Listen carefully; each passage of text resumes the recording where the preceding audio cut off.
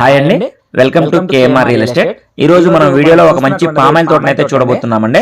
ఒకసారి స్క్రీన్ పైన మీరు ఒకసారి సాయిల్ అయితే అబ్జర్వ్ చేయండి. మంచి రెడ్ సాయిల్ అండి, కుంకుమ ఉన్నట్టు ఉంటుంది అనమాట. ఈ బిట్ వచ్చేసరికి మొత్తం 15 ఎకరాలు 75 సెంట్లు అండి. కంప్లీట్ గా పామాయిల్ తోట అనమాట. 4 పలకలు సమానంగా ఉంటుంది. 4 వైపుల ఫెన్సింగ్ కూడా ఉందండి.